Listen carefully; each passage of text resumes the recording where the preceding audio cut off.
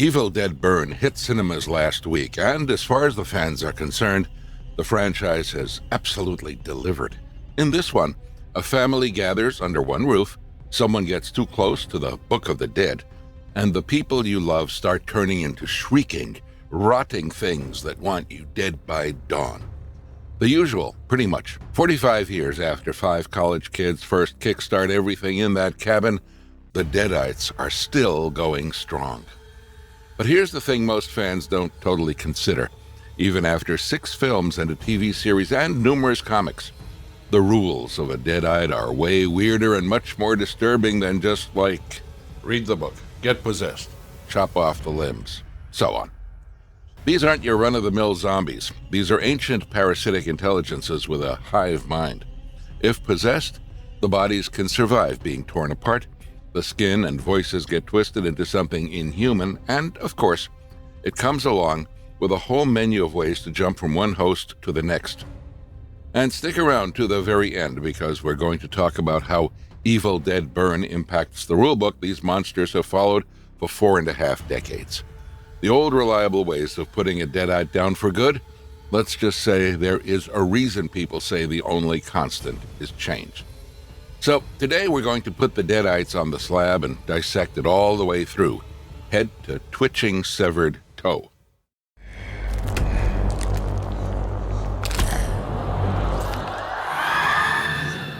What exactly is a Deadite, and where do they actually come from? We're getting into the lore right away here. So, if you didn't already know, a Deadite is a parasitic demonic spirit possessing a living or dead body and devouring the soul inside it. The demon is often called a Kandarian demon, and it definitely isn't native to our world. Calling it alien is a stretch, though, because these things originate from a kind of formless dimension that exists alongside our own. They sneak through whenever the barrier is thinned for whatever plot-convenient reasons. The prime way to get that barrier down? It is the Necronomian Ex Mortis, which is a fancy Latin way to say the Book of the Dead. There's loads of history beyond this book, and like the best bits of history, there's irony in it. The Book of the Dead was written by the Dark Ones, who are basically godlike ancient beings in an attempt to control these horrific demons. But what actually happened is that the book they wrote became the key to letting the demons out. Read the right passage, and you've flung the door wide open. Of every single thing we've learned about the Evil Dead universe, this is the single most important knowledge, and it impacts every event in the whole franchise, from Professor Noby's tape recording in the original to Alice reading the incantation in Burn. One thing you have to keep in mind is that a Deadite isn't just the demon. Of course not. It would be too easy. It's the demon plus the hijacked, corrupted body it's wearing. I'm going to use a metaphor here, because they help to understand complex bits of world building. The demon/spirit is the driver, and the human they're possessing is the stolen car. Does that help? I sure hope it does.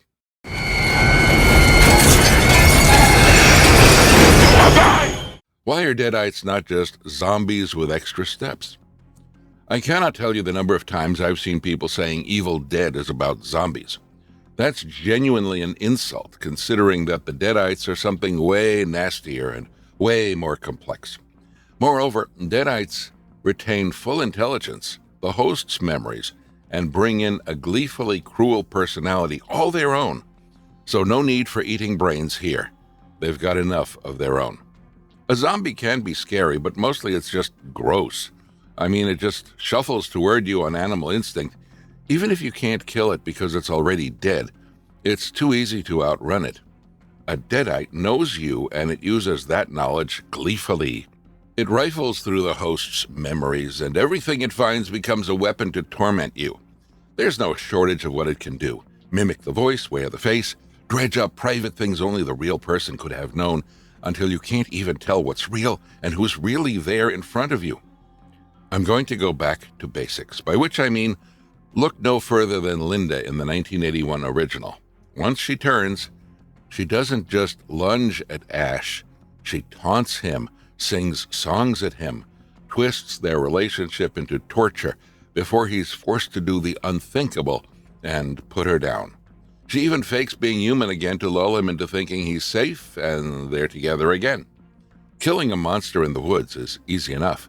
But what if the monster is wearing the face of someone you love and is right there in the cabin with you? Now, that's a dilemma.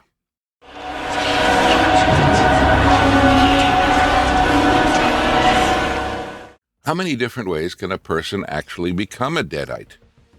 When a franchise has been going this long and it's spread over so many different media, consistency becomes a problem. There's no one way to become a Deadite. Across the franchise, there are at least 4 distinct ways to catch the possession. In the 1981 film, a stab wound from an already possessed Deadite passes it along to the next victim. The 2013 remake leans into infection through bites and scratches, spreading in the way a disease would, like a contagion or a plague. Then, of course, there's the infamous touch of evil, the demonic force assaulting a victim directly through the woods, present in both the 81 and 2013 films. And last but not least, we have the classic, reading the Necronomicon's passages aloud. Or, as Evil Dead Rise updated it for the streaming age, playing a recording of those words. And those are just the big ones. What we can learn from this variety of ways is that possession isn't a fixed biological mechanism. Just because it can behave like a virus doesn't mean it is one. It behaves far more like an adaptive curse, one that finds whatever crack it can, which makes sense because this isn't science here, it's supernatural. It's also why each film's survivors are left frantically relearning the rules from scratch, because the book in their story doesn't play by exactly the same terms as the last one. If I had to give my 2 cents, I think this is a clever way to keep every new entry in this universe unique and interesting, because we're never repeating what's already happened, because the rules have already changed between the last horror and this one.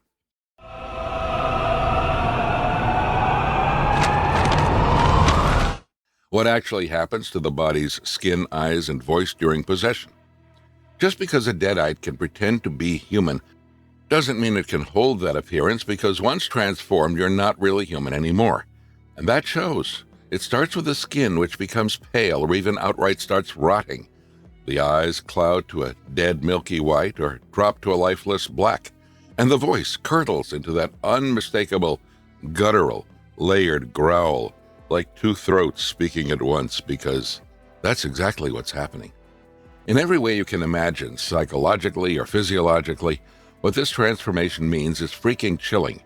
The demon is basically editing the host system to match its own monstrous nature. The rot, the ruined eyes, the wrongness in the voice, that's the demon's real face pushing up behind a human mask. Not to mention your mind, your memories, your own sense of self. It's all gone and devoured by the beast that's taken residence. It escalates the longer the possession remains. Watch any Evil Dead film closely, and you'll notice that the newly possessed victim often looks only slightly off at first, their skin becoming a sickly color or smiling in a weird way. And then, before long, they're decaying into something fully grotesque halfway through the story. By the end, there's almost nothing left of the person that we saw at the start.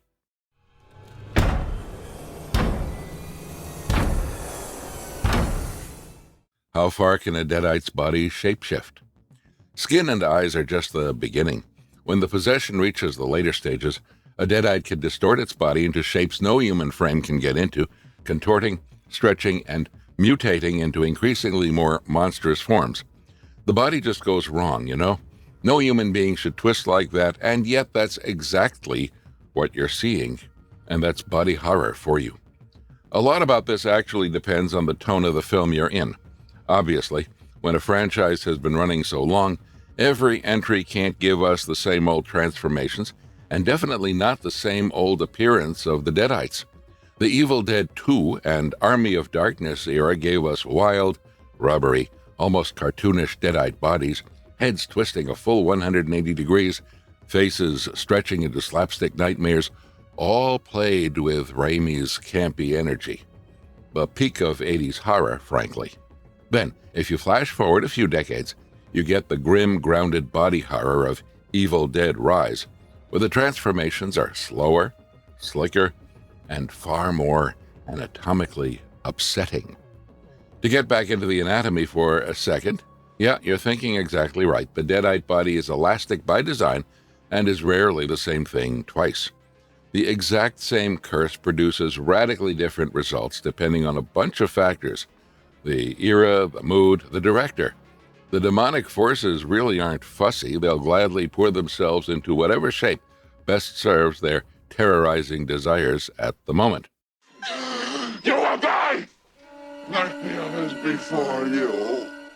Why do Deadites have superhuman strength, speed, and the ability to fly? Evil Dead actually has crossovers with superheroes. They were part of the Marvel Zombies run, and I'm just going to stop before I get wildly off topic here. So, when possession takes hold, the host's ordinary physical limits go straight out the window. Deadites gain superhuman strength, unnatural speed, brutal durability, and in plenty of depictions, an eerie, levitating, flight-like movement that lets them hang in the air or come at you off the walls. A contorted human body hanging off the ceiling in dim light. Just imagine it. If you got up to switch on some more lights, here's a handshake for you, because I'm in the same boat. We have to get technical again, but don't worry. The explanation is simple because it just circles back to what we established at the start. None of this power belongs to the human body. It's all with the demon. So it doesn't matter if the host is a sickly grandmother, a middle-aged dad, or a teenager with a late-growth spurt, because the demon can override any physical limitations and crank it up with its own terrible power. That's why you get those moments of an unremarkable person suddenly flinging a grown adult across a room, or scuttling up a wall, or moving really fast. It's inhuman. It shouldn't be possible. And half the horror is in that. To the demon, the body is just a sack of meat it can use as a puppet or as leverage. It's a plaything, and the demon is all too happy to break its toys.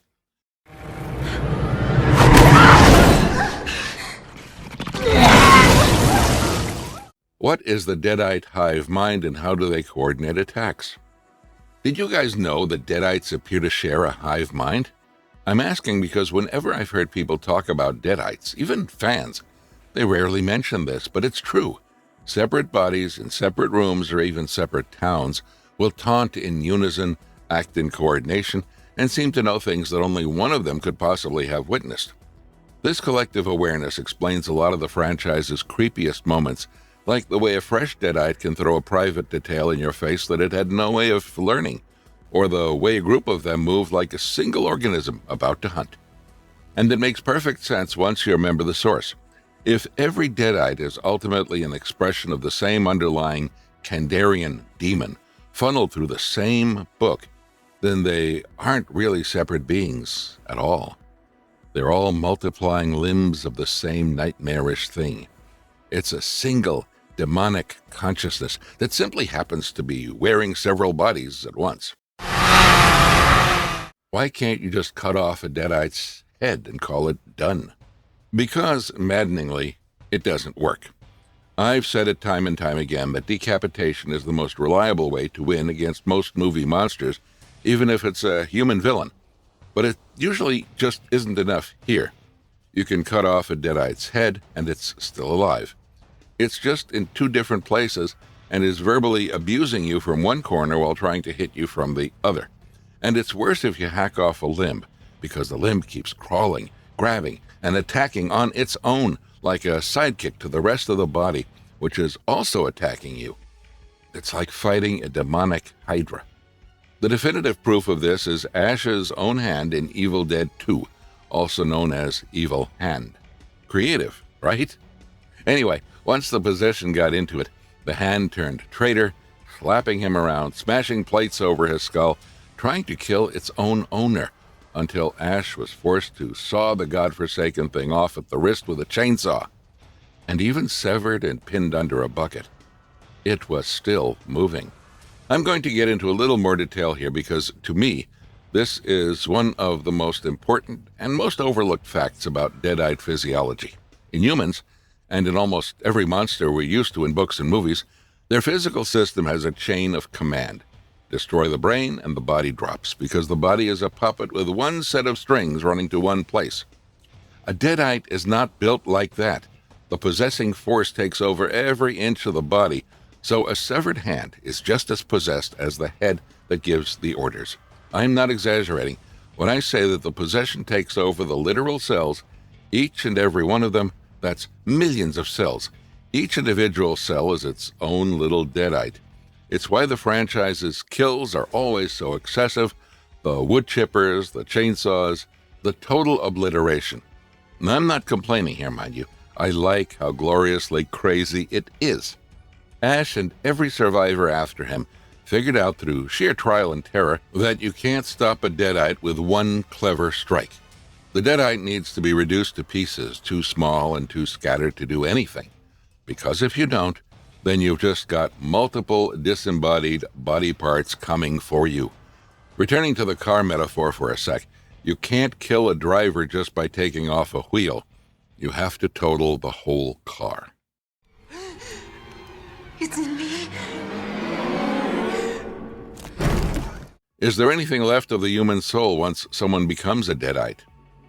There's a little bit of tragedy in every human, and it's no different for those who are no longer. The human soul doesn't get sucked out immediately as soon as the demon possesses the host. Instead, it's implied that the soul is being consumed and tortured.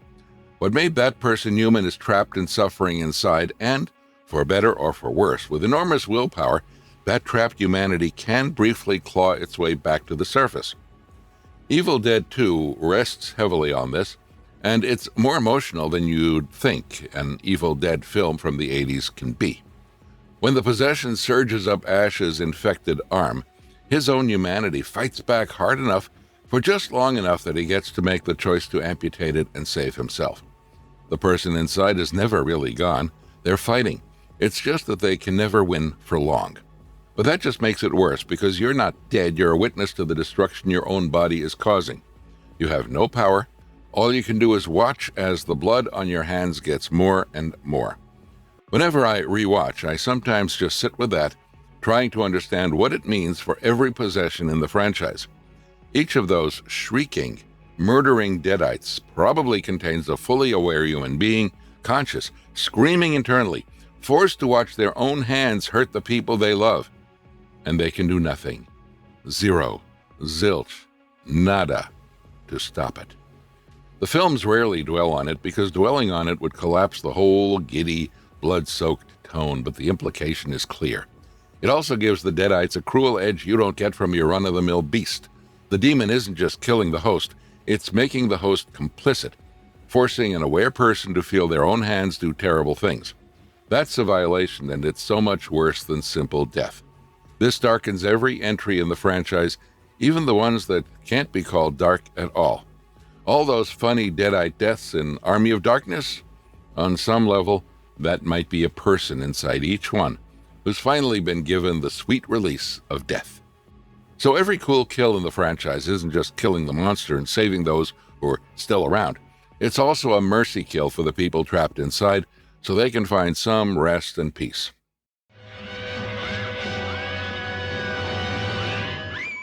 Why do Deadites seem to have a specific personal hatred for Ash Williams?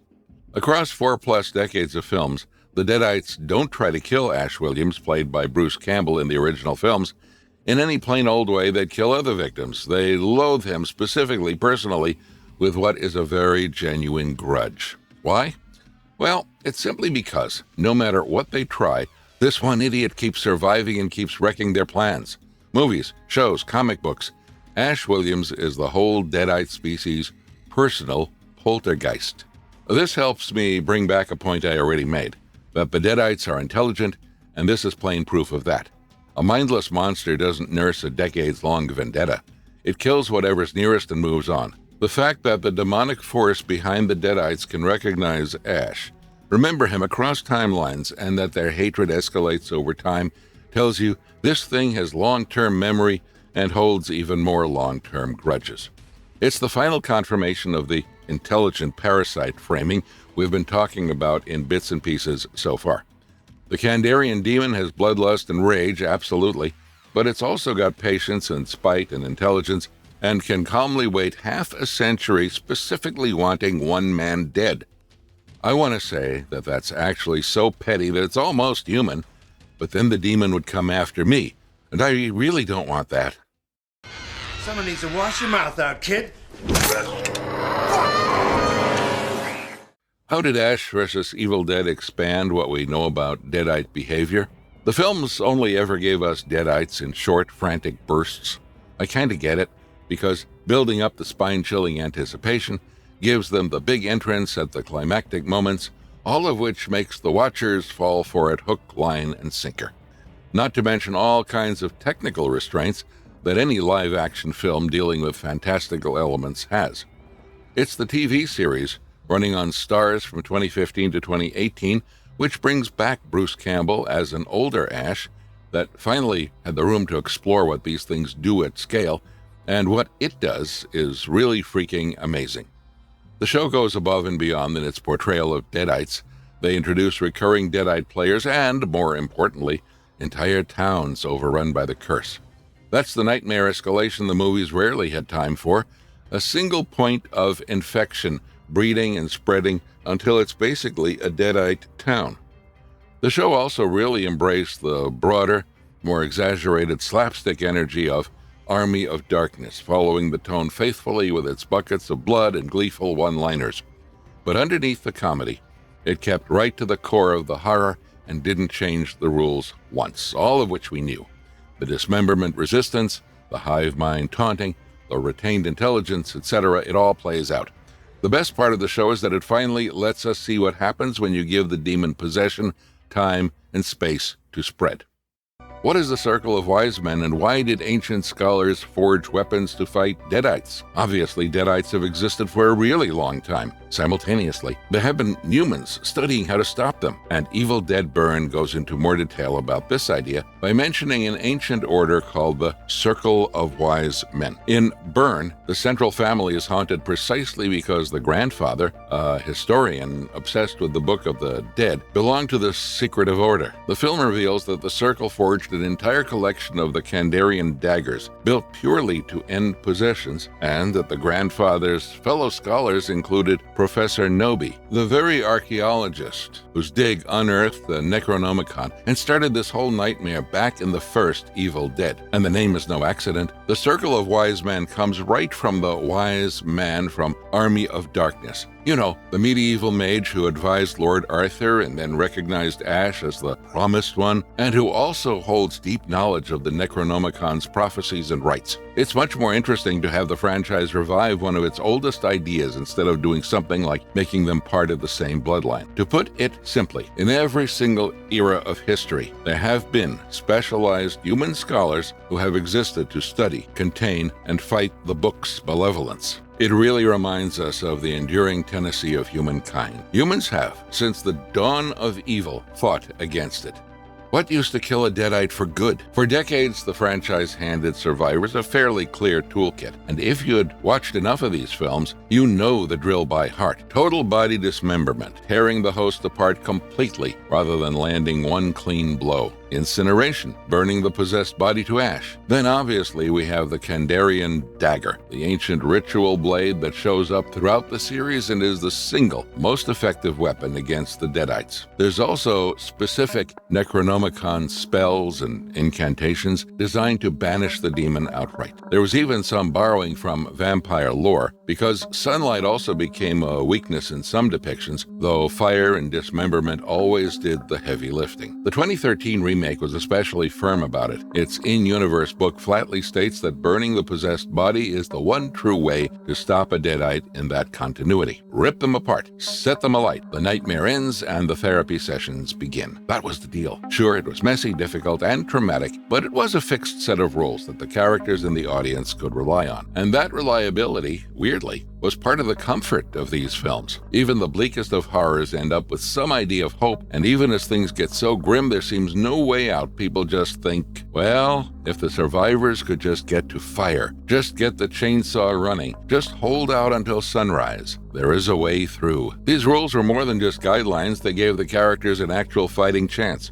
Half the tension in the classic entries comes from watching characters race to satisfy those rules before the Deadites overwhelm them, and it's genuinely nail-biting. Can they get the body into the fire? Can they dismember it fully before it drags itself back up? Can they get it all done before the Deadite gets them first? You finish the checklist, and you end things alive, in possibly the worst state of your life, but alive, which is exactly why the newest film is so unsettling. Because Evil Dead Burn looked at that decades-old rulebook and started tearing pages out of it.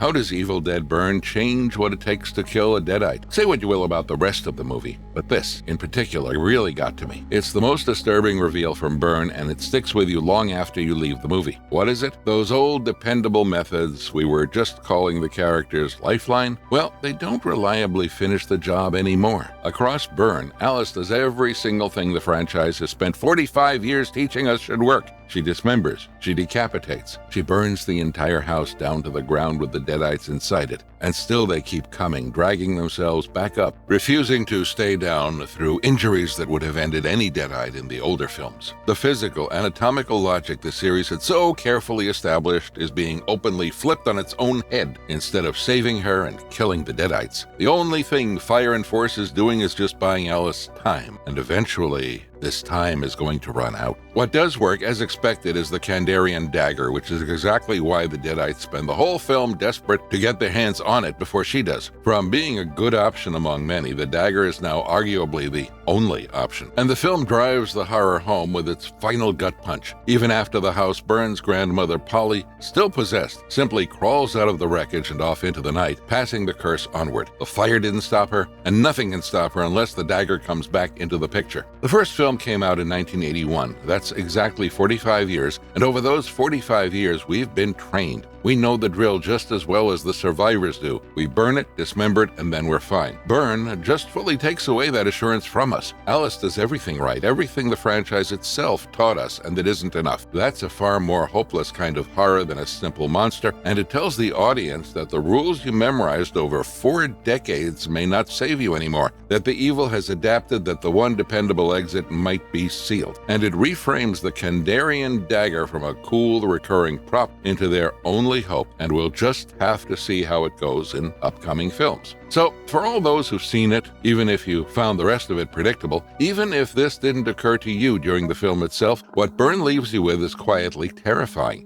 The rules you thought you knew, the ones that let Ash survive 4 films, the ones the 2013 book swore by, may no longer apply. Dismember them, burn them, and they get back up anyway. After 45 years, the Deadites fully rewrote their own anatomy, and this time, they might not have a weakness left at all. It's the perfect note for a franchise this old to hit, a way of making a monster we've watched for 4.5 decades feel genuinely dangerous and unpredictable all over again. The Deadites, bound for years by this specific set of weaknesses, got to break their own rules, and how mankind is doomed. Probably. Now that's what I call groovy. So, which Deadite detail unsettles you most? The shared mind, the trapped soul, or the fact that Burn suggests fire and dismemberment don't even work anymore? Drop it in the comments, and I'll see you next time for the next dissection.